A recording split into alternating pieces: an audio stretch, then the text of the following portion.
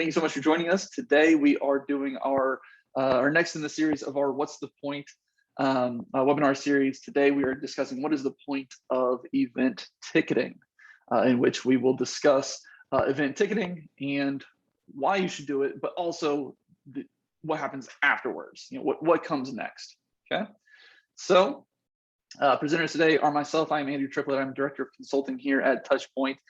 It is my responsibility as Director of Consulting to come alongside our church partners and work closely with them to just kind of enact ministry via TouchPoint.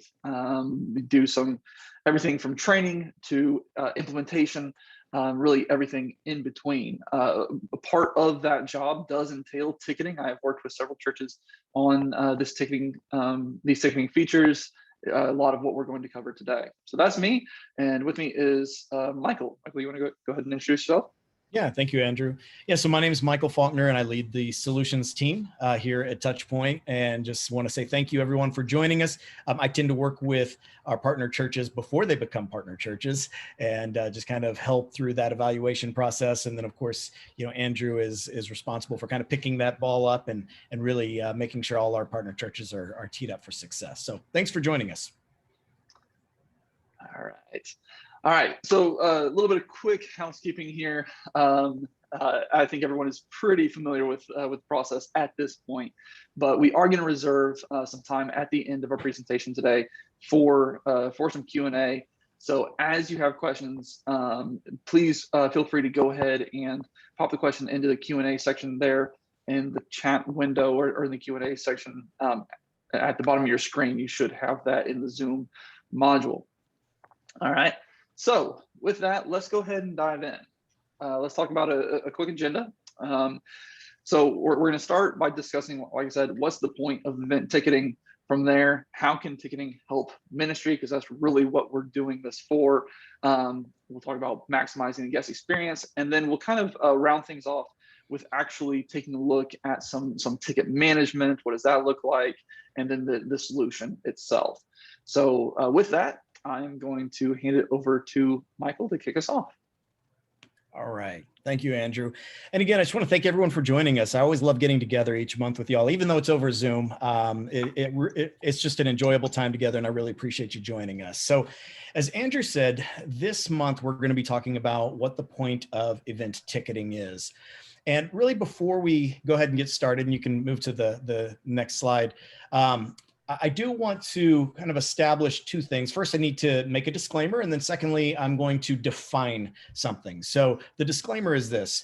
Andrew, Haley, Katie, and I work very hard each month to bring content that we think you'll consider to be very valuable to these What's the Point webinars. And really the idea is, it kind of goes back to when I first started with the company, and I interviewed a lot of staff members of churches. I might have even talked to some of you and just said, hey, if I'm going to be representing a software company that essentially makes your life easier as a staff member and advances ministry, I kind of need to understand what your life looks like, when I leave on Sunday at noon and, before I get there on Sunday morning at 8 a.m. And, because if I don't understand what your world looks like, then I obviously don't understand how I can help you do ministry better. So when we created the What's the Point webinar, the idea was just that. Let's kind of peel back the onion. Let's look at the things that our platform is designed to help improve. And let's ask the question, wait a minute, why do we even do those things that we're trying to improve to begin with? And so far it's been outstanding. We've talked about taking attendance. Why do we even do that? What is this, school?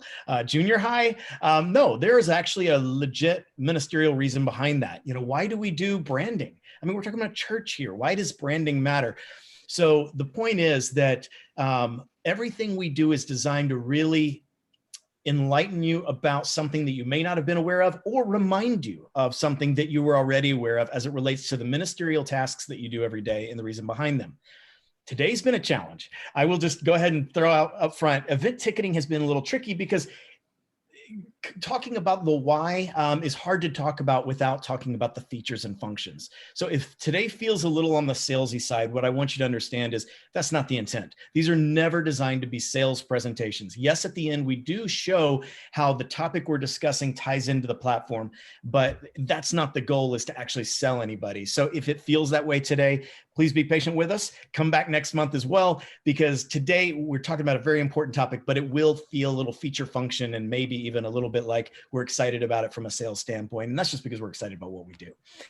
So there's the disclaimer. The definition is this: when we talk about event ticketing, what we're talking about, or what some of you may have come into this webinar thinking we're talking about, is registration.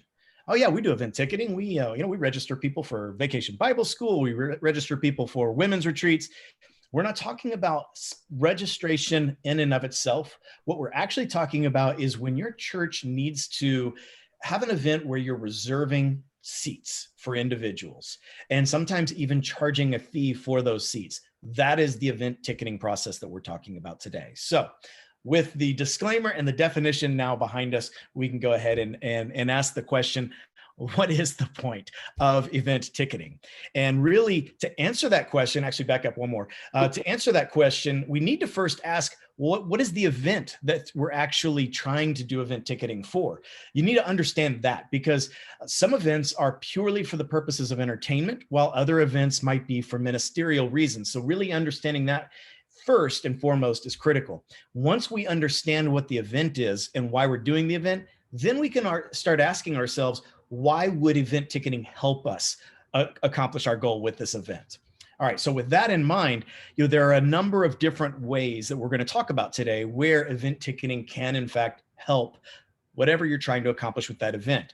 For instance, if it's a purely an entertainment type event where you're just trying to provide your congregants and members and even visitors a family-friendly alternative to what Hollywood's putting out, and maybe it's a movie night, or maybe it's just a concert, that might be one thing where you'd want to use event ticketing. Or maybe it's for ministerial purposes. Maybe you want to bring in a guest speaker and you want to be able to share the gospel in a very powerful way.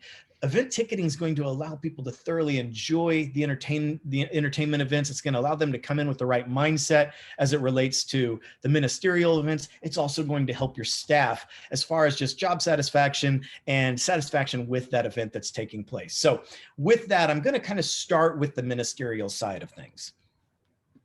So how is it that event ticketing, and Andrew, you can go ahead and advance it. How is it that event ticketing can actually help ministry?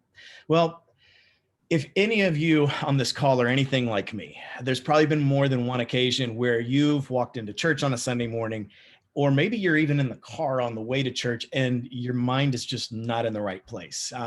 For me, it happened as recently as 2 weeks ago. And I remember we were in the singing portion of the service, and I just had to check out for a moment and start praying. And I just said, God, I am not where I need to be mentally, and I'm asking you to just melt away all the cares of the world and help me to focus exclusively on you right now, because that's why I'm here. And ultimately, that's why we're all here. But it happens to the best of us. We have a fight on the way to church, or maybe we had a conversation in the lobby where maybe there was a mix-up, or maybe just the stress of the world is a burden. Well, we want to make sure that when someone comes to an event that is a ministry-based event, we want to be sure that they don't have those cares and concerns hanging over them, right? And sometimes they just will, but we certainly don't want to add to that. So if we can facilitate that process of getting them to their seat in an easy way, and not introducing anything that's going to interfere with their ability to really have their hearts and minds prepared to hear the gospel of Jesus, then event ticketing is going to be very helpful in that regard. Another way that it's helping ministry is, and this actually, I learned this from one of our partner churches I was talking to about 4 or 5 months ago. And it felt so good to hear him say this, but he said, we have been doing church events that required some kind of assigned seats for about 30 years. And sometimes we'll have guests that have never been to our church before, and we have no way of following up with them. He said, once we started taking the event ticketing into more of a serious and organized and intentional way, we actually started ministering to visitors that we weren't able to minister to before. So say they came to a concert. Well, the next day they were able to reach out and say, hey, I hope you had a good time at the concert. Thank you so much for coming to our church to listen.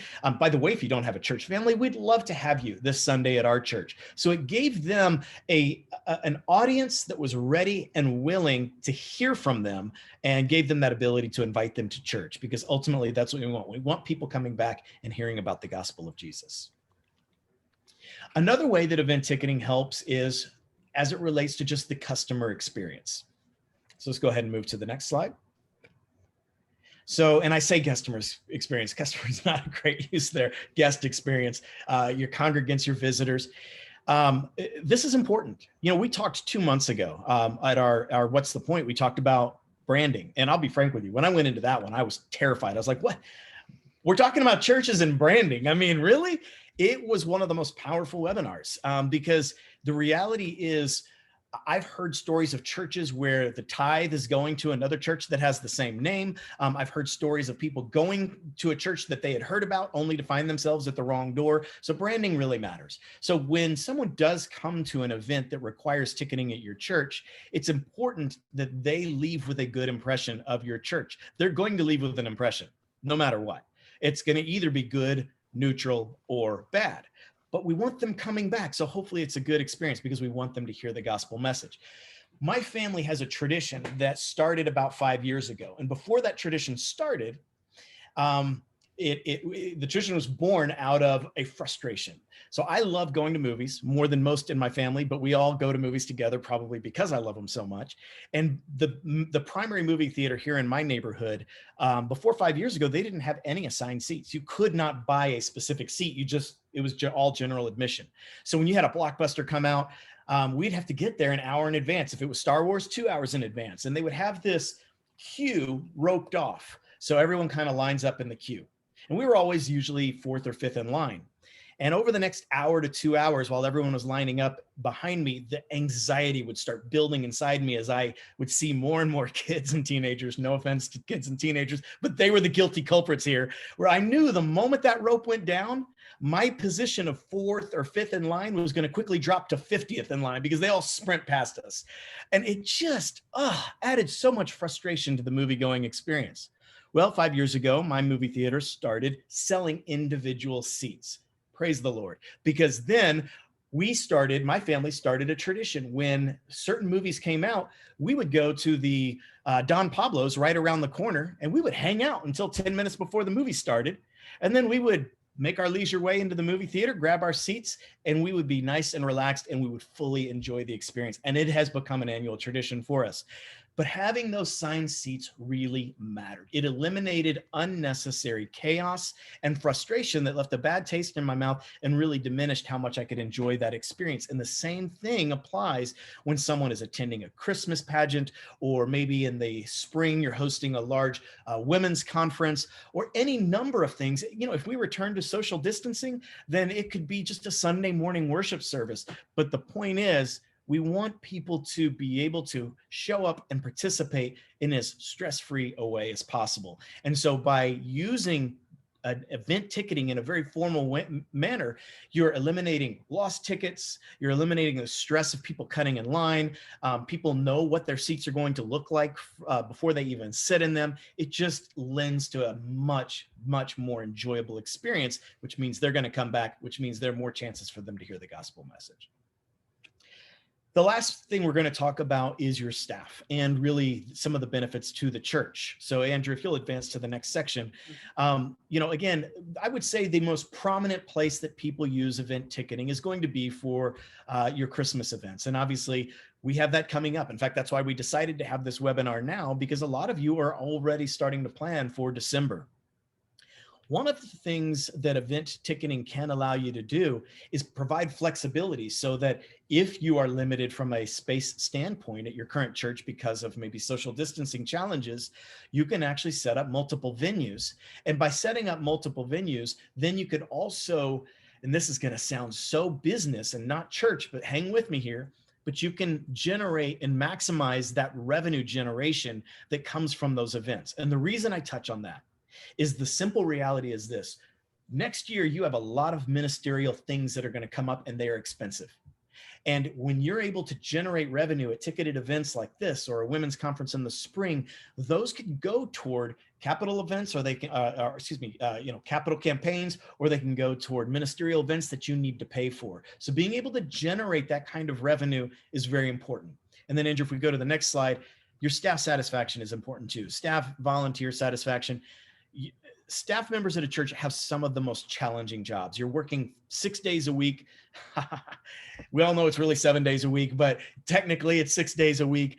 You're barely getting any vacation. You're working after hours as well. And so when you're having to do an event, to be able to give your staff the kind of tools that allow them to have as easy an experience as possible when they're trying to check people in, whether that's having a scanner available on their phone so that they don't have to worry about misplacing a scanner, or knowing that the people showing up are going to have their tickets on their phones so that they're not losing them, or giving them the flexibility of being able to buy there at the box office or at the will call, and to see the seats that they want to buy in advance.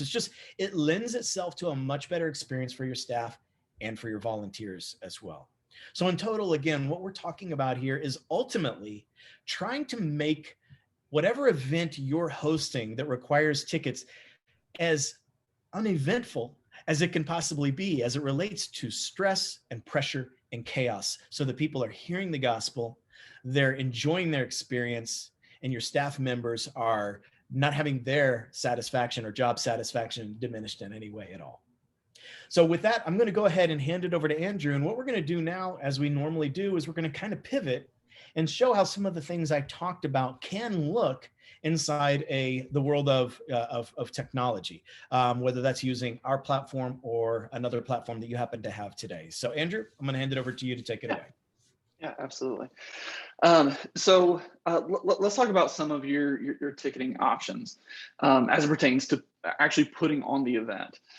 So there's a few different categories of a ticketed event. Things like general admission, which you're probably very familiar with. Just you come in and you indicate how many tickets you'd like to purchase, and then you're provided that. And it's kind of a first come first serve scenario. From there, if you could get in early, then you get the best seats in the house. Then we have seated admission, which is, of course, actually selecting the individual seat that you will be sitting in, kind of like Michael's movie theater experience, where he's actually indicating, "Hey, this is where I'm sitting," and that really does create kind of a stress-free situation. For if you're anything like me, got a couple kids in tow, you're always running late. You don't have to worry about you don't want to be too late, but it's not the end of the world if you're a little bit late, because your seat is already reserved for you. And then general admission by section. This is one that's a little bit overlooked sometimes, but it can also be a nice option. It's kind of a hybrid of the two.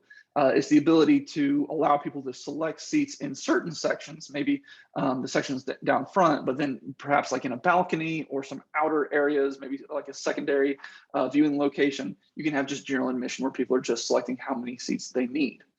And then, of course, there's paid versus free. We really had a lot of churches reach out to us and use our ticketing features to reopen their churches back in the fall. As churches sort of opened up, they wanted to retain some social distancing. They wanted to make sure that they were opening in a safe way.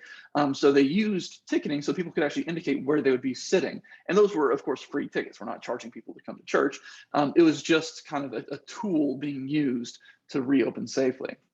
Things like discount codes. We get a lot of questions about discount codes, of course, are available. Matinee versus evening pricing, which is another way of just kind of talking about variable pricing. Perhaps you have like I can speak for my church. On the weekends, the price for the Christmas presentation might be a little bit higher than during the weeknight. Just different prices between the two. Okay. So what we've really tried to accomplish within TouchPoint ticketing is full immersion into the system. And so when we talk about what's the point of ticketing, it's not just selling seats.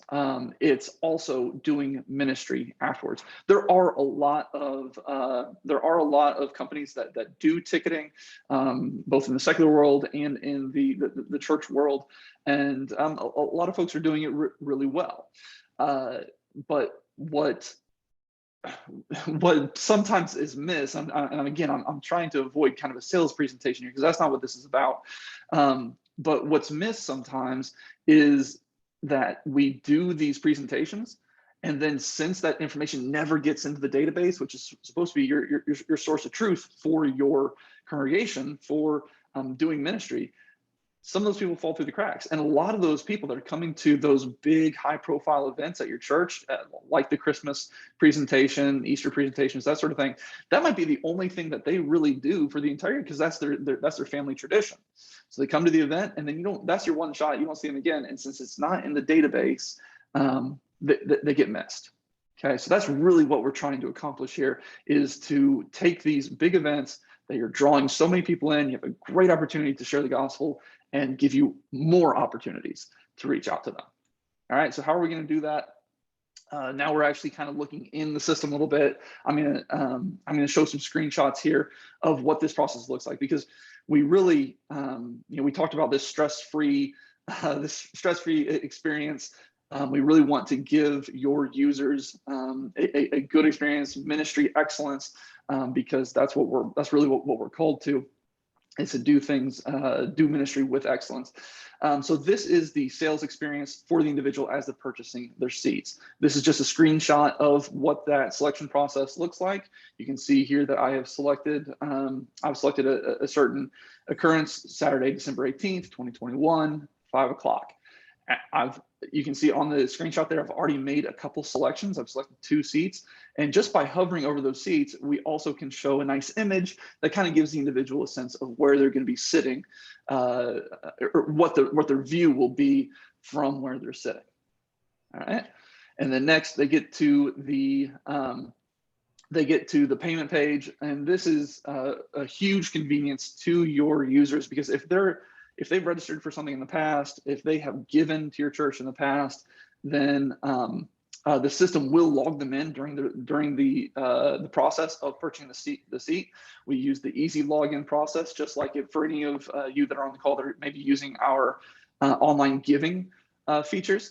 You know what I'm talking about here, where they can just indicate what their phone number is. The system sends them a text message. They get themselves logged in via a code. Don't have to remember username and password. Super easy to get through that ticket purchase process. And then if they have any saved payment types, just like I'm showing there in my screenshot, they can just use that saved payment type and off they go. Okay. So that's the end user experience. That's what it looks like to purchase the ticket. But what about you all that are managing the event from the internal box office? You will have people from time to time that are not comfortable purchasing tickets online, and they just kind of need some help. Well, that's where you come in. So this is the event management screen. Within TouchPoint, this is a page that you won't see unless ticketing is turned on for your church. But from here, I kind of get an overview of what ticket sales is doing right now. So you can see on the screen, I'm on the summary tab there. I have booked 164 seats. Beneath that, we have another line that indicates how many seats are currently selectable based on the social distancing rules. I'm going to come back to that in just one moment, talk about that social distancing rules and how that works, just so you can see that in real time. But it shows me how many seats are still available, and I can go into those areas and tell people, hey, we got some great seats available in section H, for example, and then mark those off for them. Okay. This next screen, I'm really doing just that. So I've moved now. You can see I'm on the seat statuses tab, where I am blocking off certain seats. This is really common process that you're going to do to maybe reserve seats for staff, who don't have to pay, of course, but we just need to go ahead and block those off so that people can't purchase those. All right.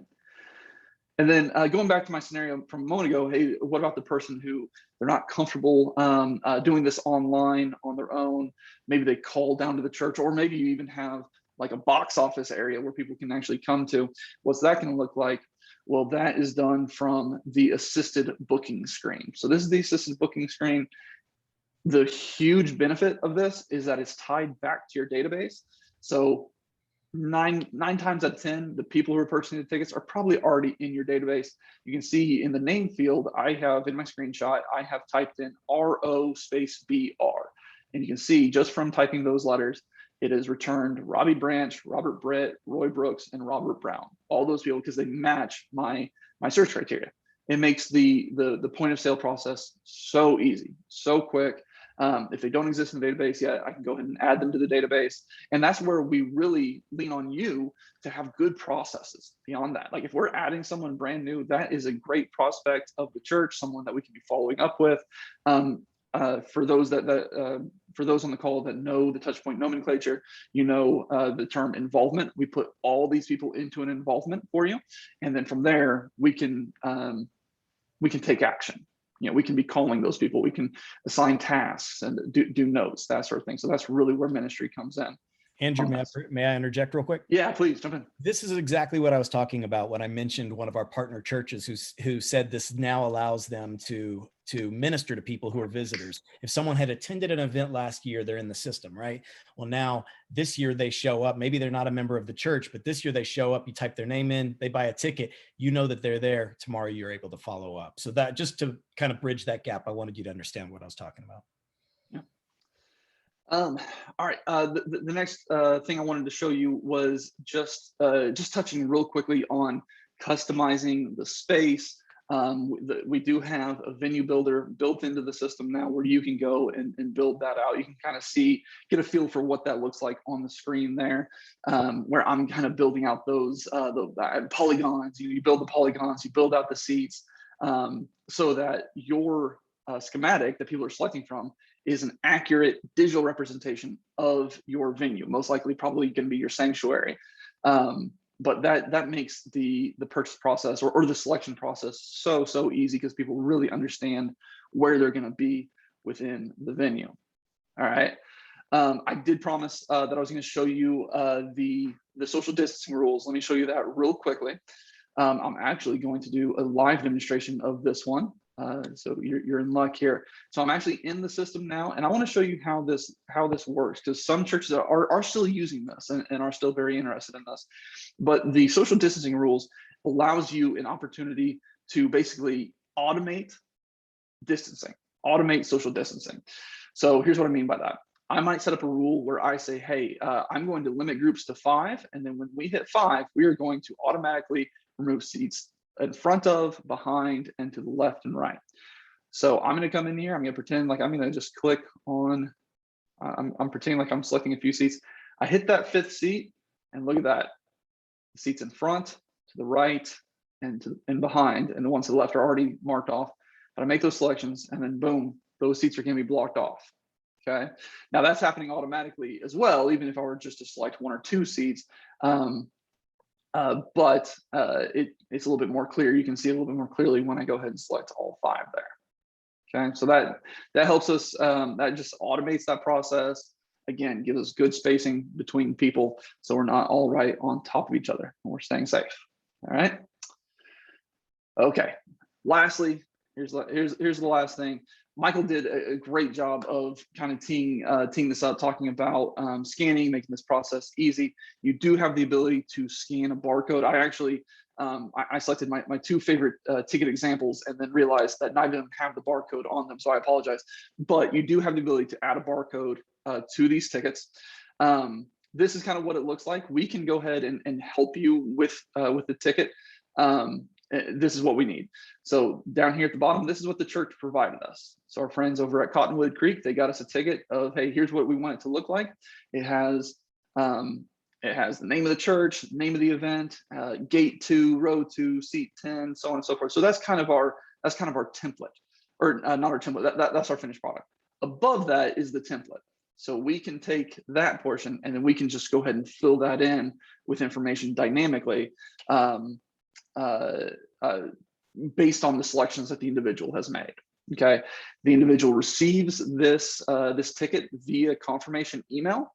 So it lands in their inbox. You can scan that either from paper copy, so they can choose to print it off if they want to, or they can just show their phone and then we can scan it. You can, in the scanner, by the way, Michael mentioned this, but I want to reiterate, the scanner is actually in your mobile app. So in the TouchPoint mobile app, all of your volunteers can become scanners just by downloading your app, and then you assign them a special role and you're off to the races. Okay, one more example here that I thought looked really good. Friends over at HCBC, Hill Country Bible. This was their ticket for their Christmas event last winter. But you can see they provided us something that looked like this, and just indicated, hey, we want the time and date down in the bottom right, and over on the right hand side, we want the row, seat, and venue stacked on top of each other. And that was a really good experience. So that is ticketing in a nutshell. That's what the software looks like. That's your experience on your end and the experience from the end user's perspective. And I'm gonna end where Michael started, because he did a nice job of teeing this up. Is that we really want you to view this as a ministry tool. Like I said, there are a lot of tickets softwares out there. Ours allows you to have the information in the database where action can be taken and those next steps can be taken. All right, so questions.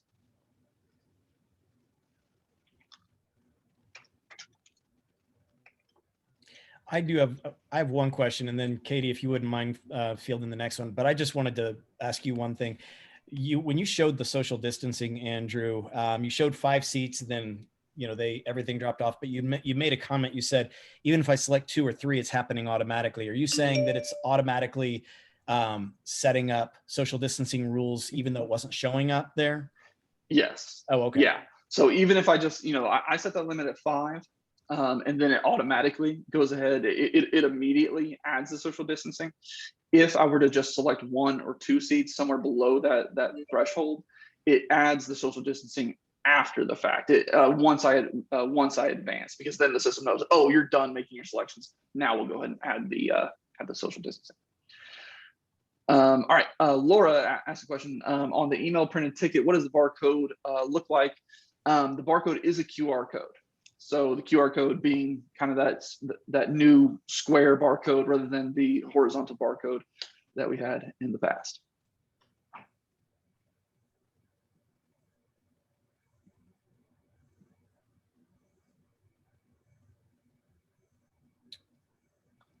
All right.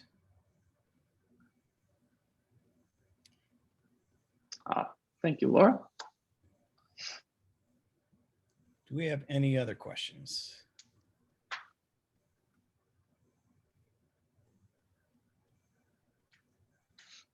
We did get another question from Greg, asking about the ability for the end user or for the ticket purchaser to cancel their tickets.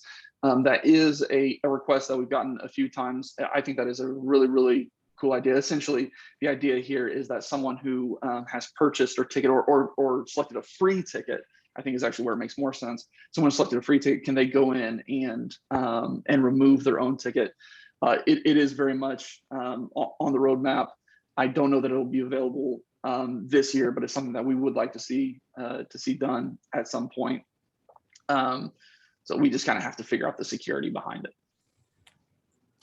Andrew, what kinds of events, in addition to your Christmas event, some that I'm aware of, like a large women's conference that's occurring in the spring. What other kinds of events? You just talked about the possibility of doing social distancing on a Sunday morning, but are there other events that might just jog some thoughts? If you can believe it, we had one church who used it for both a wedding and a funeral.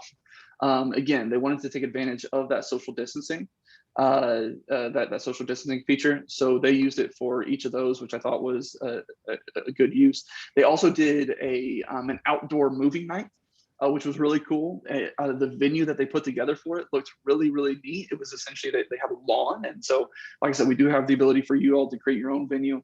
So they created create a lawn and then put in some images of some kind of just some objects that people would know, since it was just kind of a rectangular lawn. There was kind of a cross in one corner and the building in the other corner, so people could orient themselves and then make their selections on the lawn based on that. Okay, David asked a really good question. Does the barcode connect to attendance and TouchPoint for the event? All right, good question. So here's how attendance works as it pertains to ticketing. Now, as you saw, whenever someone's making their selection, the only person we actually know is the person making the purchase. Okay, so we put that person. So let's say Michael Faulkner purchases 4 tickets. We're gonna go ahead and take Michael Faulkner. We're gonna put him in that involvement. Okay, but he's purchased 4 tickets, so he's probably bringing a friend. Maybe he's bringing his kids. We don't really know at this point. So when Michael comes and scans 1 ticket, we're immediately going to count Michael as present. All right, so that makes 1 person present. And then every subsequent ticket that Michael scans, so when he scans the next 3, we increase the head count within the meeting. Okay, so Michael scans his ticket, we now have 1 person present, and we count 1 person on head count. And then we count, and then when he scans those other 3 tickets, we increase head count by 3. So we'll have a total of 4 on the head count and the 1 person we know, which is Michael.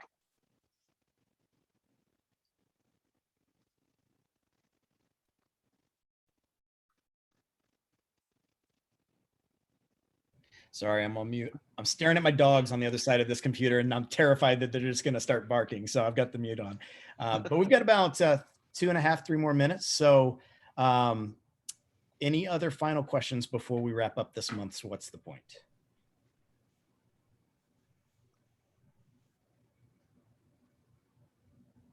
All right. Well, you know how to reach us if any other questions come up. Otherwise, we will look forward to seeing you this time next month. If I could borrow from the old Batman, same bat time, same bat channel. For those of you who are old enough, you'll appreciate that and laugh. The younger ones are looking at me like I'm crazy. Y'all have a great month. We'll talk to you later. Bye-bye. Thanks, everybody. Bye.